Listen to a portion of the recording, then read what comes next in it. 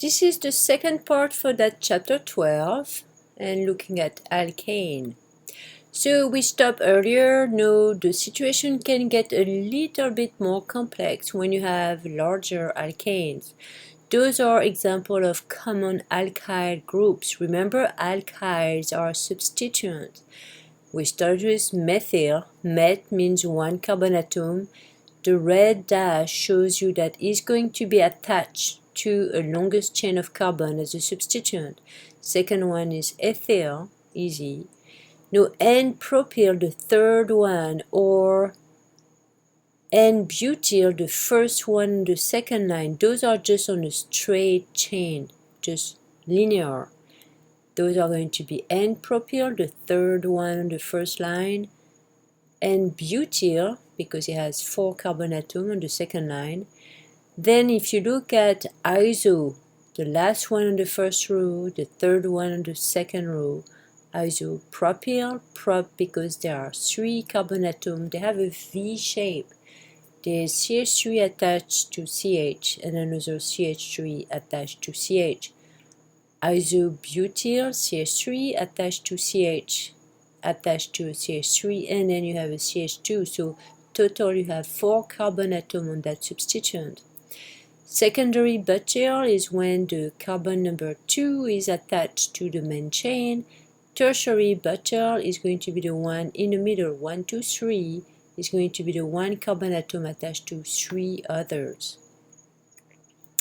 So that brings us here when we start naming the alkanes, 4 possible substitution patterns for the carbons attached to 4 atoms. Remember, carbon atoms are tetravalent, meaning they have 4 covalent bonds, meaning that they have to be attached to 4 other carbons.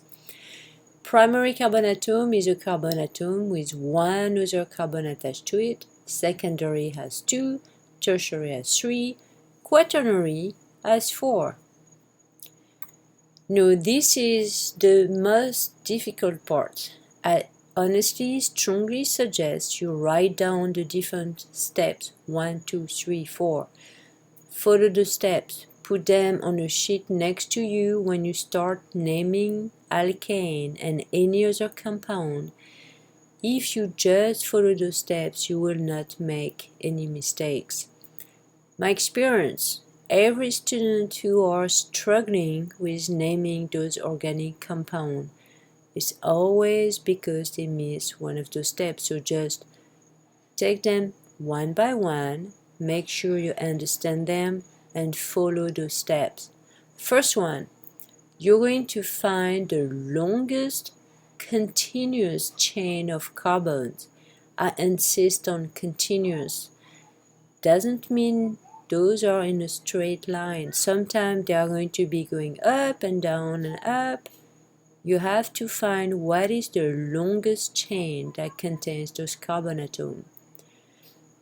Second, number the carbon atom in the main chain, and you will need to start with a number at the end that is nearest to the first branch point, if that exists. Identify the substituents, number them, making sure they are going to be where they are attached to the main chain, and you will need to write the name, one single word, and you're going to have to use numbers, use sometimes di for 2, tri, tetra, penta if you have more substituents attached to them, and you will also need to have commas that separate the numbers of the substituent. Sometimes hyphens are going to also help you, and we'll have example right there. Okay, so other thing you need to also keep in mind is that we are going to use the alphabetical order. So when you look at the table I gave you earlier, meth, et, prop, M, E, P, where E, ethyl, will go before M, methyl. Okay? Doesn't mean you have to count how many carbon atoms there are, but you have to use the substituent's name and use the first letter and sort them by alphabetical order. You also do not use di, tri to be able to sort them. So if you have a dimethyl, you're not going to use here the di, but the M for methyl. Ethyl is going to be the one if you have here diethyl, you don't look at the di for those. Example from your textbook 12.9. How do you name IUPAC, the first one? What do you do first? Well, you're going to look at the different steps. Solution. Looking at here, what are the longest chain? How many carbon atoms do you have in the longest chain that you have? I count for one from left to right. 1 CH3, 2 CH, 3 CH2, 4 CH2, 5 CH, 6 CH2, 7 CH3. 7 carbon atom means that it will start with ept. Now I'm looking at the type of covalent bond. I only see single one, so I know my compound will be named heptane. Then I look at the substituent. I see a CH3 and I see another CH3. So two of them will be that I will have a dimethyl, because CH3 is an alkyl called methyl, so dimethyl. And I'm going to name them and organize them by labeling the carbon atoms so I have the lowest number. So 1, 2, there's a methyl, 3, 4, 5, there is a methyl. So here the name will be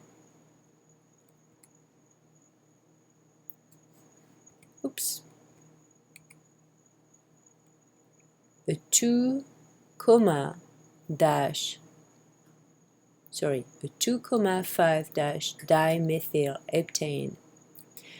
Second one, I'm looking at here longest continuous chain of carbon atom. 1, 2, 3, 4, 5, 6, 7, 8. So I know it's going to be a oct something. I do also see that there are single bonds, so that's going to be an octane. I look at the substituent. There is a methyl on carbon number 3. There is a methyl on carbon number 4. And there is an isopropyl also on carbon number 4. So 2-methyl means that I can group them with dimethyl, and I will name them 3,4-dimethyl-4-isopropyl octane. Looking at properties of alkane, please read that paragraph in your textbook. Just a summary: odorless, mild odors, colorless, tasteless, non-toxic, non-polar, meaning that they cannot dissolve in water, but they can dissolve or are soluble in non-polar organic solvent. They will be then less dense than water. Other characteristics: they are flammable, but not very reactive. And then here is a link to a YouTube video looking at combustion. Alkane with oxygen is called a reaction of combustion. Oxidation reaction commonly takes place in controlled manner in an engine or in a furnace. Carbon dioxide, CO2, water, H2O, those are the end products of a complete combustion. A lot of heat is released, where when the combustion is not complete, you can have carbon monoxide, and those are going to be the most common products. I have to highlight that carbon monoxide is very toxic, very dangerous, and because especially has no odor and might be undetected. If you breathe air that only has as little as 2% of carbon monoxide for only 1 hour, you may have very disastrous respiratory, nervous system damage, even death. Please look at the link underneath that slide.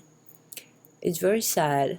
There is hundreds of people who die every year for carbon monoxide. Most common would be people are cold and they just decide to stay in their car.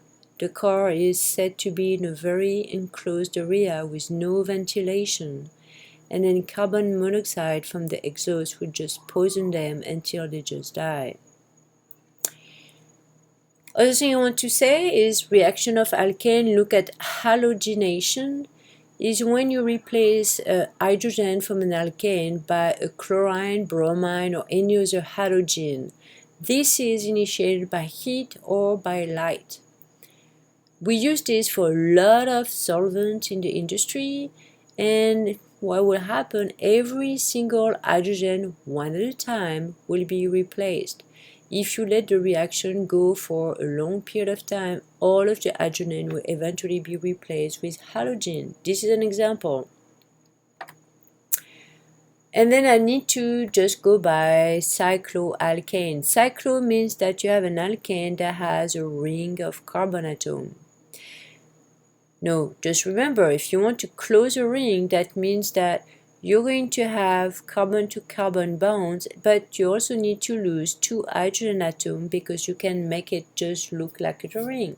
So the general formula would be CnH2n instead of CnH2n plus 2. You're removing 2 hydrogen atoms. If n number of carbons are 6, there will be 6 carbons, C6, 2 times 6, H12. You can have actually ring size from 3 to even 30, and those can be made in the laboratory. Just common example, I will not ask you the bond angles, but just to give you an idea, this is here cyclopropane 60 degrees, cyclobutane, they make a square 90 degrees each of those, which are less than the ideal 109.5 tetrahedral angle. Those are less stable, more reactive than any other cycloalkane, but I'm just briefly going over those. I will, however, insist on the uses of petroleum. Well, that's a mix of hydrocarbon, different sizes. We do use them on a regular basis. Portable, energy-dense fuel, starting point of many of the chemicals that makes probably one of the world's most important commodities. 90% of our fuel are made from oil. 40% of the total energy consumption in the US is petroleum-based. Just look at all the products around your home and you realize that. Those are examples: lubricants, light machine oils, motor oil, grease, paraffin waxes, synthetic rubber, plastic. Think about how much plastic we use, from a plastic fork to the curtain shower that you may have, to your desk, to the electronic components that we have, all surrounded with plastic. In addition, petroleum jelly, which used to be a nuisance byproduct of oil drilling, we find this in a lot of applications. So, how to draw or name cycloalkane? Well, this is pretty simple. First on the left, cyclopropane. Remember, it's a line example, so I have a triangle, 1, 2, 3 carbon atom. I know it's a prop, single bond, propane. Makes a cycle, it's a cyclopropane. 1, 2, 3, 4, but, single bond, butane, in a cycling shape, cyclobutane, cyclopentane, cyclohexane, cycloheptane. So it's pretty simple. Well, we're going to use here the same rules we used at first. Use the cycloalkane name as parent.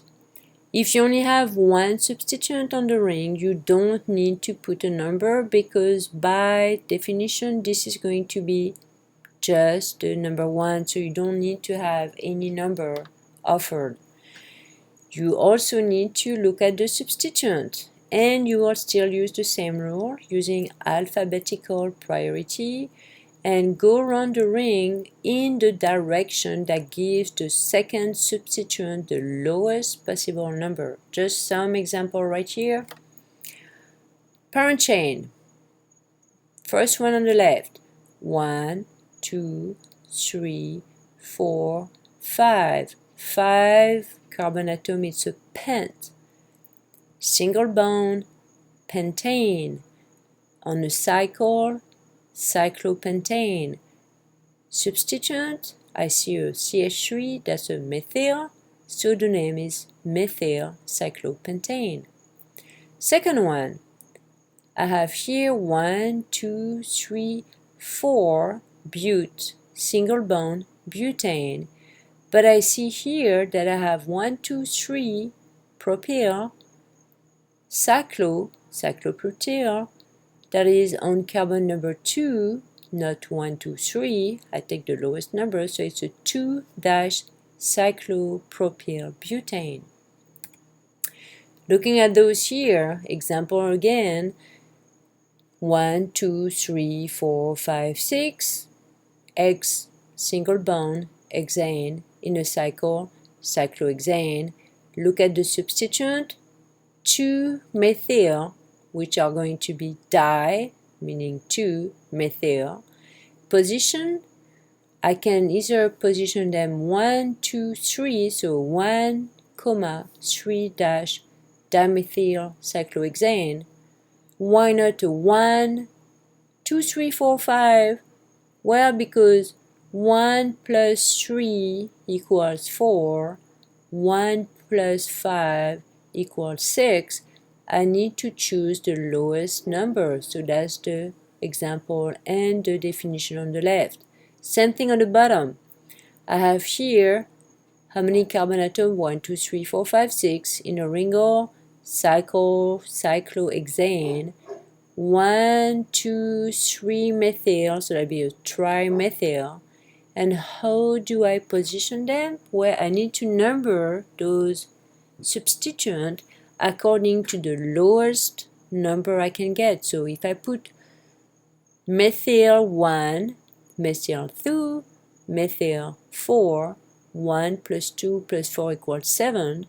But if I were to number them with methyl 1, methyl 3, methyl 4, 1 plus 3 plus 4 equals 8. So I have to choose the left label, 1, 2, 4 dash 3 methyl cyclohexane. Okay, sometimes you have more than 2 or other different substituents. Well, you're going to use the alphabetical order. Here on the first left example, I notice there is a methyl top on carbon number 2, but there is ethyl on bottom carbon number 1. Well, priority, ethyl starts with an E, methyl starts with a M. I go with alphabetical order, so I start numbering my carbon atom with number 1 ethyl, then 2 methyl cyclohexane. Okay, not the 2-ethyl 1 methyl cyclohexane. And sometimes we also have halogen substituents. You need to know those. F stands for fluoro, Cl for chloro, Br for bromo, and I for iodo. Those are examples following the same rule. 1, 2, 3, 4. It's a bute, single bond, a butane, in a cycle, cyclobutane. Looking at the substituent, I see a methyl and I see a chloro. Well, C from chloro starts before M from methyl in the alphabetical number. So I'm going to put number 1 on chloro and then number 2 on methyl, and I get so 1-chloro-2-methyl cyclobutane. Take a look at those examples, just memorize them. It's not hard, I'm sure you can find them, but sometimes it helps you just take a look at them. And then I have a few examples here, naming of those. Well, just practice those. I have here 1, 2, 3, 4, 5, so I know it's a pent, single bond, pentane, cyclopentane. Looking at the substituent, I have a methyl, I have an isopropyl, and I have an ethyl. Well, I'm going to start with E before I before M, and I'm going to number my molecule according to those. It's a 4-ethyl, 2-isopropyl, 1-methyl cyclopentane. Those are also examples that I give you in the slideshow. Just take a look at them. I'm not going to interpret those right there. And that's about it. So practice one more time. Write down the 4 steps. Where you will struggle is honestly to find the longest continuous chain of carbon atom. Remember to then look at the substituent. Number your carbon atom according to the alphabetical order of your substituent, and then everything should be fine. Thank you.